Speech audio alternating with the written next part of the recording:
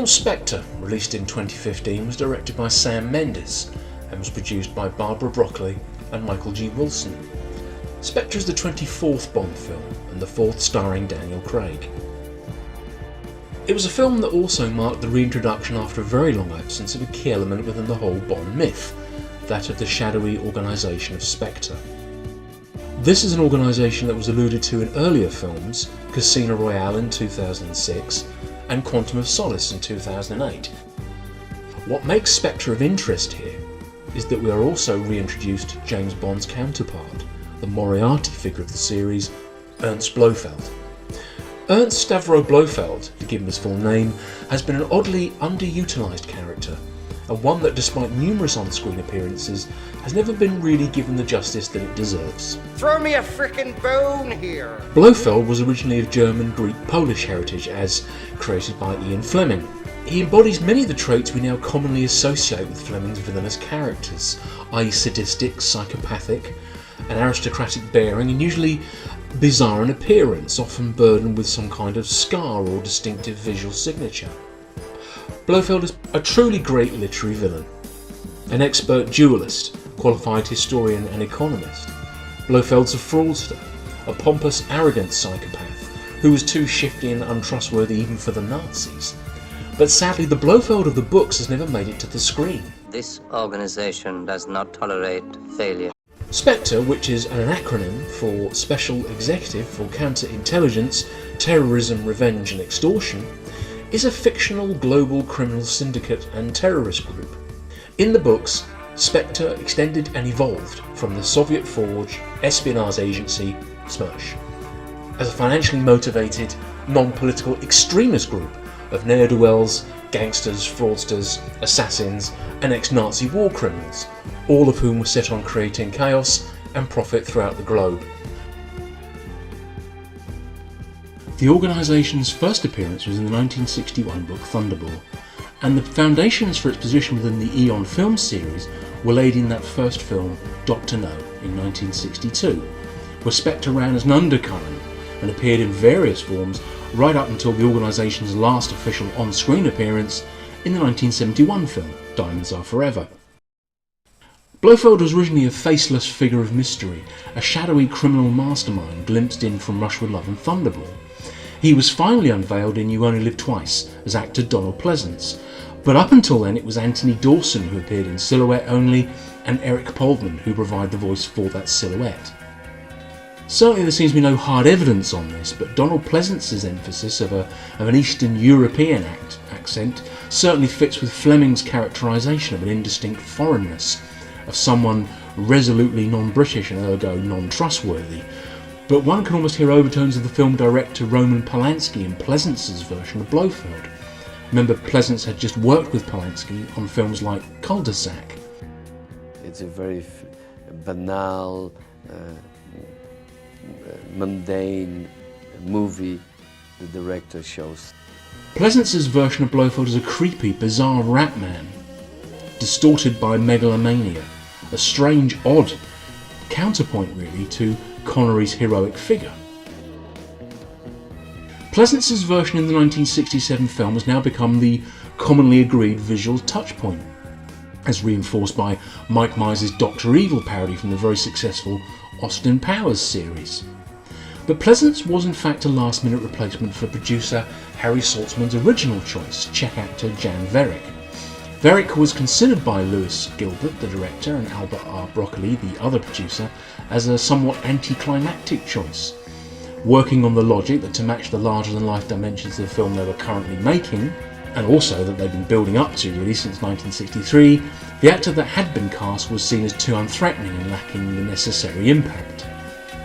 Hence, Pleasance's more cartoony and exaggerated counterpoint to Bond is certainly memorable, certainly great fun, but really not that close a reading of Fleming's ideal. You can watch it all on TV.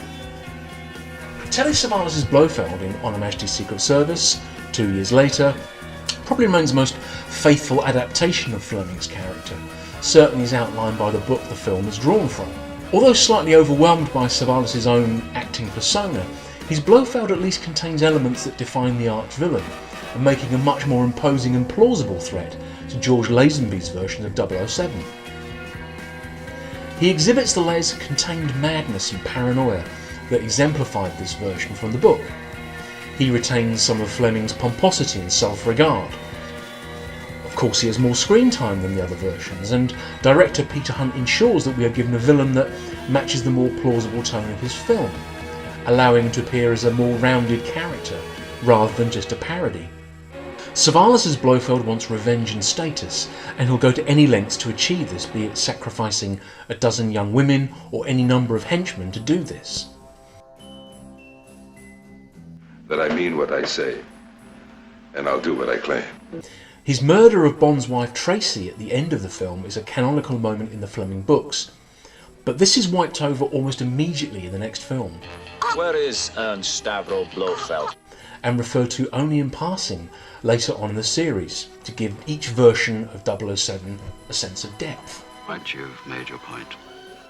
But by the time of Diamonds Are Forever, the producers were settling for a more humorous tone that undoubtedly kept the franchise afloat throughout the 1970s. So, Charles Gray, who plays Blofeld in that film, bears little resemblance to what has gone before, and his version of the character shows little in the way of motivation and or depth. His Blofeld also compounds the Eon series' strange conception of continuity. In a world before VCRs, home sell-through videos and regular television screenings, the past is alluded to in a vague, inconsequential manner. He seems to be a character that Connery has no trouble in dealing with, and certainly not one that Connery's character seems to bear any malice towards, bearing in mind this is the man that supposedly murdered his wife. At the beginning of the film, their relationship is cast like a professional one, with Bond seeking to settle a score rather than as a deeply personal sense of retribution. Director Guy Hamilton and screenwriter Tom Mankiewicz jettison any attempt at emotional depth and aim instead for laughs. Now that's fine, because Gray's Blofeld is undoubtedly a lot of fun. He probably gets the most quotable lines of the series. Surely you haven't come to negotiate, Mr. Bond. Your pitiful little island hasn't even been threatened.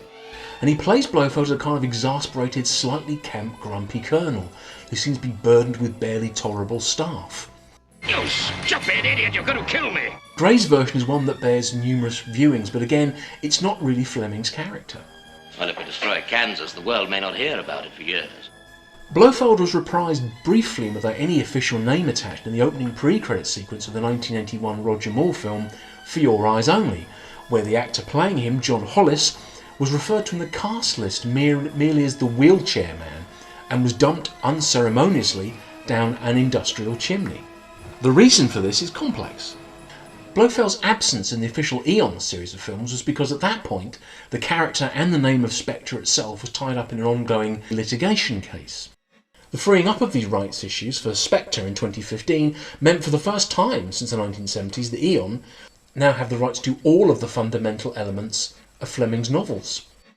The court ruling in 1976 decreed that McClory could in effect remake the novel Thunderball that resulted in the 1983 remake of the Thunderball story Never Say Never Again, starring an out-of-retirement Sean Connery, and which starred the Swedish actor Max von Sydow as Blofeld.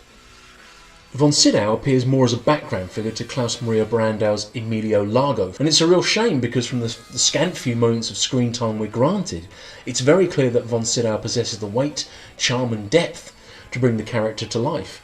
One might argue that along with Savalas's interpretation, this is possibly and very ironically the most faithful version of Blofeld. But his appearance is so fleeting we can only guess what the actor could have done with the role if he was given, say, in a Bond film all of his own. Spectre's most audacious enterprise of any, next to which our previous ventures are inconsequential. And after McClory's death in 2006, the Broccolis regained the right to Blofeld, Spectre and any remaining aspects of the McClory estate related to the Bond series in November 2013. Did you miss me? What makes Blofeld so very interesting is that Fleming actually tapped into a cultural mood, the post-war cultural mood, and maybe even offered a prototype for the conspiracy theory idea that has permeated much popular culture of the late 20th century. Remember, our understanding of the arbitrary randomness and sheer chaos in our world has increased as post-war communication possibilities got more and more complex. What really works as a kind of ideal conspiracy theory is that behind the disorganisation of the world, someone surely has to be in control. There has to be a plan. What Fleming did was to give us a face to that, in many ways providing us with the perfect organisation, that which worked behind the scenes to secure geopolitics, corruption, finance, terrorism, etc. and so forth. Look around you. Who do you fear? Can you see a face, a uniform, a flag? No. Our world is not more transparent now. It's more opaque. It's in the shadows. That's where we must do battle.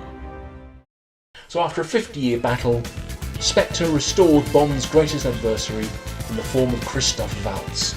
Perhaps an obvious piece of casting as Hollywood's favourite sinister European, but a one that makes perfect sense, as Waltz is an actor who can easily convey sophistication and psychopathy, as well as project the necessary charisma to match Daniel Craig as James Bond.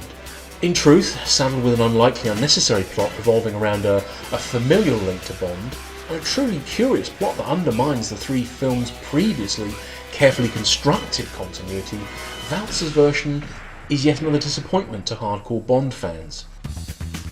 His Blofeld is a kind of postmodern quotation of 007's supervillainy in trying to cover too much conceptual ground. Man, pussy.